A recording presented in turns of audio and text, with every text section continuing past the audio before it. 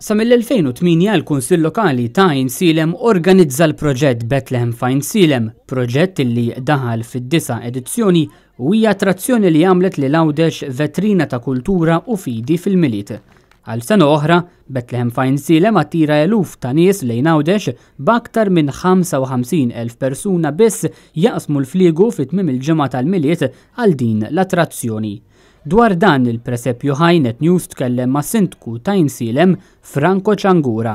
Dan il-proġett irnexxielna inħaltu l-istorja tan-nattività ma' tradizzjonijiet u kultura Maltija u Għawċija.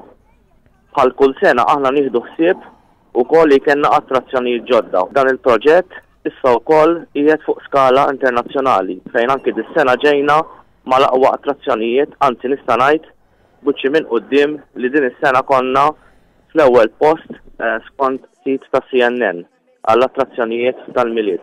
Issa jmiss il-vjaġġ tal-Maġi lejn Għajn Silem, vjaġġ li l-Kunsill Lokali qed jinvesti ħafna fih biex jiġi reklamat dan il-villaġġ. Bħal kull sena il-proġett ta' Bethlehem f'Għajn Silem jagħmel grand final fejn inżuru pajjiżi Ewropej. Bħalissa għaddejjin fil-preparamenti biex fi 3 ta' Jannar kontingent mir-raħal tagħna, inkluż anke t-tlet Maġi, se mmorru Ruma, se mmorru fil-belt ta' Tolfa fejn aħna għandna l-ġemellaġġ magħhom u flimkien se nżuru 4 rħula oħra tal-madwar fosthom hemm Viterbo, Toskana, Kanale. Nhar il-Ħadd li ġej il-Maġi jagħmlu l-vjaġġ tagħhom minn Selmun lejn Għajn Silem. It-tlet slaten Maġi jirkbu żwiemel biex jerħula lejn il-villaġġ sabiex jippreżentaw ir-rigali lil Ġesu Bambin.